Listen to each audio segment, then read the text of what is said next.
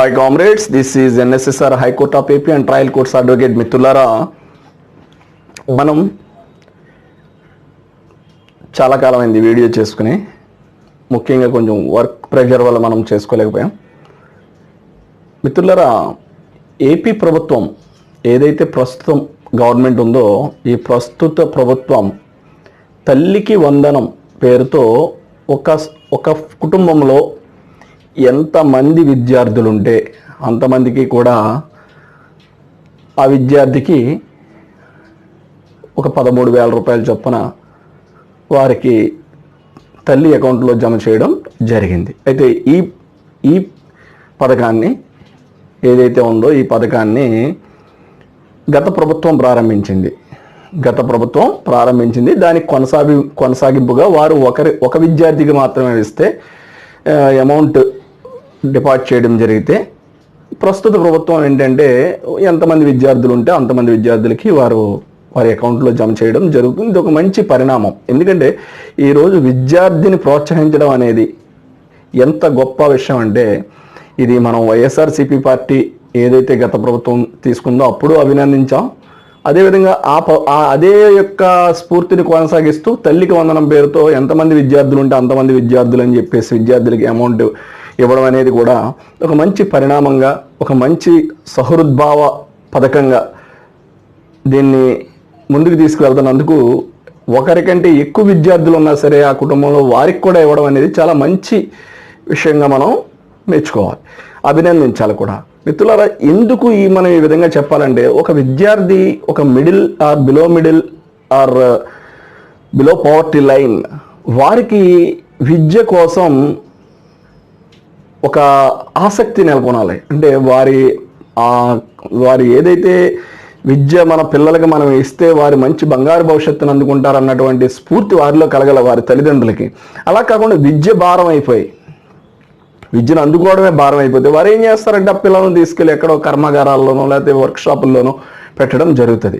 So అలాంటి పరిస్థితులను avoid చేస్తూ వారి కుటుంబానికి కొంత చేయూతనిస్తూ, విద్యార్థుల యొక్క విద్యకై కొంత వారికి చేయూతనిస్తూ, ఆర్థికంగా చేయూతనిస్తూ ఆ అమౌంట్ను వారి తల్లి చేతిలో పెట్టడం అనేది ఆ కుటుంబానికి ఎంతో కూడా ఆసరాగా ఉంటుందని చెప్పేసి గత ప్రభుత్వం తీసుకున్న నిర్ణయాన్ని మరింత రెట్టింపు చేసి ఈ ప్రభుత్వం ముందుకు కొనసాగించడం అనేది చాలా గొప్ప పరిణామం, గొప్ప విషయం కూడా చెప్పచ్చు. చాలామంది కుటుంబాల్లో 3 పిల్లలు అందుకున్న వాళ్ళు ఉన్నారు, 2 అందుకున్న వాళ్ళు ఉన్నారు, ఒకళ్ళే అందుకున్న వాళ్ళు ఉన్నారు, అదేవిధంగా 4 పిల్లలు కూడా అందుకున్న వాళ్ళు ఉన్నారు. సో ఇది చాలా గొప్ప విషయం.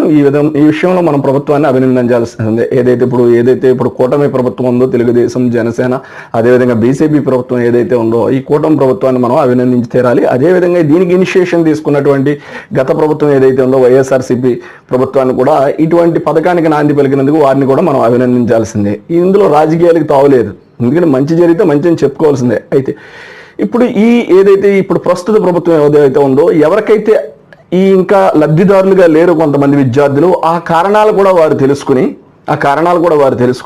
వారందరికి కూడా ఈ యొక్క అమౌంట్ వారికి చేరువయ్యేటట్టు చేయాల్సిన బాధ్యత కూడా ఉంది. ఈ విషయంలో సచివాలయాల్ని వారి యొక్క క్రియాశీలక పాత్ర పోషించి అవసరమైతే door to door survey conduct చేసి ఎవరికి రాలేదు, ఏ విద్యార్థికి రాలేదు అన్నది ఏదైతే గవర్నమెంట్, ఇది పెద్ద విషయం ఏం కాదు. గవర్నమెంట్ స్కూల్స్లో మనం సర్వే కండక్ట్ చేస్తే ఆటోమేటిక్గా ప్రిన్సిపల్లే చెప్పేస్తారు మా విద్యార్థులు వీరికి రాలేదని. అదేవిధంగా ప్రైవేట్ స్కూల్స్లో కనుక మనం ద్వారా డేటా కలెక్ట్ చేయొచ్చు.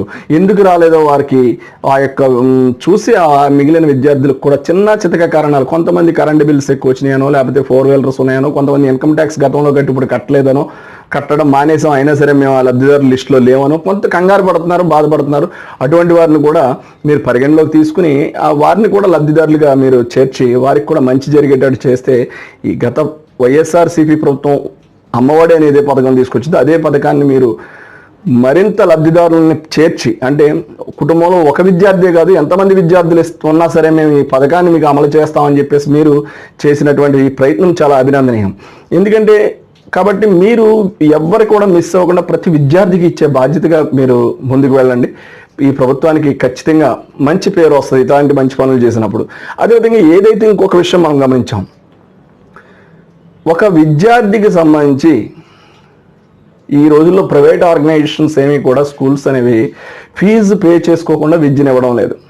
కాబట్టి అది కాలేజీ కావచ్చు లేదా మరొకటి కావచ్చు, కాలేజ్ అకౌంట్లలో కంటే కూడా మీరు ఇలా తల్లిదండ్రుల అకౌంట్లలోకి మీరు యొక్క నిధులను మళ్లించినట్లయితే కనుక, కాలేజ్ అనేది ఇప్పుడు యాక్చువల్గా నాకు తెలిసి ఒక విద్యార్థి కాలేజ్ చదువుతున్నారు. వారు యాక్చువల్గా ఏంటంటే ఫస్ట్ ఇయర్ ఫీజు కటింగ్ చేసుకున్నారు లాస్ట్ ఇయర్, మళ్ళీ ఈ సంవత్సరం కూడా థర్డ్ సెమిస్టర్ కటింగ్ చేసుకున్నారు. ఈలోపు ఫీజు రియంబర్స్మెంట్ పథకం కింద కొంత అమౌంట్ పడడం జరిగింది. కనీసం ఆ విద్యార్థికి ఇదిగో నీకు గవర్నమెంట్ ఎంత నిధులు ఫీజు రియంబర్స్మెంట్ కింద ఇచ్చిందని చెప్పి ఒక క్లారిటీ ఇవ్వలేదు. ఇవ్వకుండా ఏదైతే already second third semester cutting చేసుకున్నారో ఆ ఫీజే కాకుండా ఫోర్త్ సెమిస్టర్ కూడా ఫీజు కటింగ్ చేసుకుని ఆ రిసిప్ట్ ఇవ్వడం జరిగింది. అంటే అసలు విద్యార్థి తల్లిదండ్రులని మీరు కాలేజ్ అకౌంట్స్లో అమౌంట్ వేయడం వల్ల అసలు ఆ అమౌంట్ ఎంత వచ్చింది వారికి, వారు అసలు అన్న క్లారిటీ కాలేజీ యాజమాన్యాలు ఈ విద్యార్థులకు ఇవ్వడం లేదు.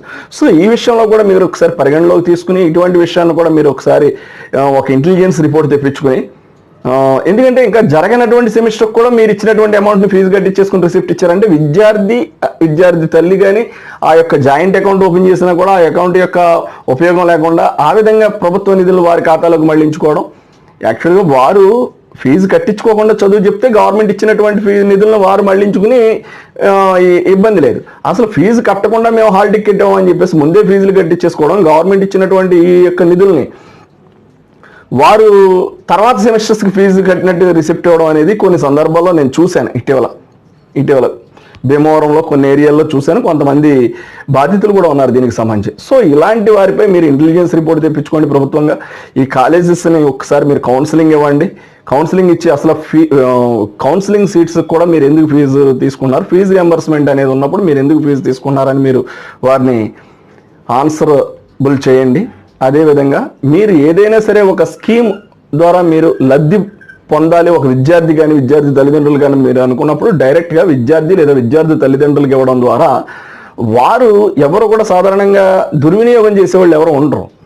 పెద్ద ఇప్పుడు ఏదైతే మీరు ఇప్పుడు తల్లికి వందనం పేరుతో ఒక కుటుంబంలో 2 లేదా 3 లేదా 4 లేదా 5 లేదా 1 ఈ విధంగా మీరు నిధులు ఇచ్చారో, ఈ రోజున మార్కెట్ అనేది డౌన్ రోడ్ మార్కెట్ ఏదైతే బిజినెస్ ఉందో చాలా పుంజుకుంది. నేను చూసినంత వరకు నా పర్సనల్ అబ్జర్వేషన్లో చిన్న వ్యాపారస్తులంతా కూడా, అంటే క్లాతింగ్ కానీ షూస్ కానీ చిన్న బిజినెసెస్ అన్నీ కూడా చాలా పుంజుకున్నాయి. ఈ నిధులన్నీ మళ్ళీ బిజినెస్ రూపంలో మధ్య దిగువ తరగతి ఉంది, ఒక 4-5 పిల్లలు ఉన్నవాళ్ళు లేదా 3 ఉన్నవాళ్ళు వాళ్ళు బంగారం కూడా కొనుక్కున్న సందర్భాలు మనం చూడొచ్చు ఇటువంటి పరిస్థితుల్లో ఎంతో కొంత. సో ఇలాంటి పథకాలని మీరు కొనసాగించండి, లబ్ధిదారులకి మీయండి. ఎందుకంటే ఇక్కడ నేను ఫీజు రియంబర్స్మెంట్ ఒక విషయం చూశాను, ఇక్కడ తల్లికి వందనం అనే ఒక విషయాన్ని చూశాను. ఈ రెండింటిని నేను కంపేర్ చేసినప్పుడు ఫీజు రియంబర్స్మెంట్ మీరు ఏదైతే నిధులు విడుదల చేశారో దానికంటే కూడా అద్భుతమైనటువంటి స్పందన తల్లికి వందనం పథకంలో వచ్చింది. ఎందుకు వచ్చింది? మీరు డైరెక్ట్గా తల్లి ఖాతాలో అమౌంట్ వేశారు. వారికి నచ్చిన విధంగా అమౌంట్ని ఖర్చు పెట్టుకోవడం, పిల్లల యొక్క మంచికి వారు ఖర్చు పెట్టడం, కుటుంబ సంక్షేమానికి ఖర్చు పెట్టుకోవడం జరుగుతుంది. ఏ ప్రైవేట్ విద్యా సంస్థ కూడా ఫీజు కట్టకుండా, బుక్స్ ఫీజు చెల్లించకుండా, ఫీజు కట్టకుండా, ఏ అడ్మిషన్ ఫీజులు కట్టకుండా విద్యను అందించడం లేదు. కాబట్టి వాళ్ళు అది కాలేజ్ అవ్వచ్చు, ఇంకోటి అవ్వచ్చు, వారి అకౌంట్లో ఏం అవసరం లేదు. ఎందుకంటే మీరు కావాలంటే మీరు ఇంటెలిజెన్స్ రిపోర్ట్ తెప్పిస్తే ఎటువంటి కాలేజెస్ ఎటువంటి డ్రామాలు ప్లే చేస్తున్నాయో తెలుస్తుంది.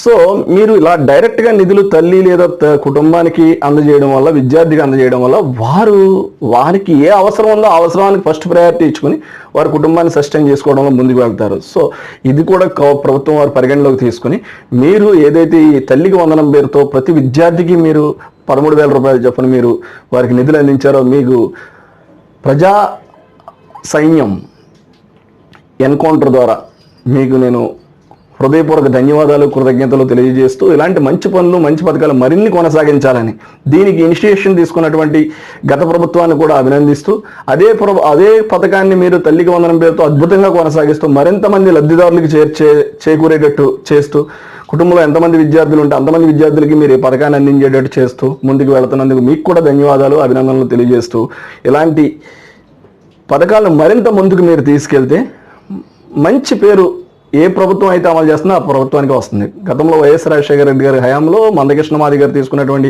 ఇనిషియేషన్ బేస్ చేసుకుని ఆరోగ్యశ్రీ అనే పథకం వైఎస్ రాజశేఖర రెడ్డి గారికి ఎంత మంచి పేరు తీసుకొచ్చిందో, ఏదైతే గత ప్రభుత్వం ఏదైతే ఉందో అమ్మఒడి పథకం గత ప్రభుత్వానికి ఎంత మంచి పేరు తీసుకొచ్చిందో, ఈ ప్రభుత్వానికి తల్లికి వందనం కూడా అద్భుతమైనటువంటి ఖ్యాతిని తీసుకొస్తుందని నేను భావిస్తున్నాను. సో ఇక్కడ మీరు చేయాల్సింది ఏంటంటే గ్రౌండ్ లెవెల్లో జరుగుతున్నటువంటి ఇర్రెగ్యులారిటీస్, అంటే ఇర్రెగ్యులారిటీస్ మీన్స్ ఏంటంటే పాపం కొంతమందికి అకౌంట్లు వారికి ఇన్యాక్టివ్గా ఉన్నాయి, అంటే వారు ఆపరేట్ చేయకపోవడం ఒకటి, అదేవిధంగా కొంతమంది పోస్టల్ అకౌంట్స్లోకి పడ్డాయి, అదేవిధంగా కొంతమందికి ఏ కారణం ఇచ్చో ఇంకా నిధులు జమ కావడం లేదో వారికి అర్థం కావడం లేదు. ఇవన్నీ ప్రైవేట్ స్కూల్స్ని గవర్నమెంట్ స్కూల్స్ని మీరు కౌన్సిలింగ్ ఇచ్చి ఆ యొక్క పేరెంట్స్ ద్వారా ఈ విషయం తెలుసుకుని వారికి ఏ విధమైనటువంటి గైడెన్స్ ఇవ్వాలో ఆ విధమైన గైడెన్స్ ఇచ్చి వారికి కూడా లబ్ధి చేకూరేటట్టు మీరు చేస్తే కనుక అద్భుతమైనటువంటి రిజల్ట్స్ మీరు భవిష్యత్తులో పొందడం జరుగుతుంది. ఇటువంటి మంచి పథకాలను మీరు కొనసాగించాలని కోరుకుంటూ this is NSSR. If you have any problem please contact 9855909559. Advocate Nakka Shivashankar, high court of AP and trial courts.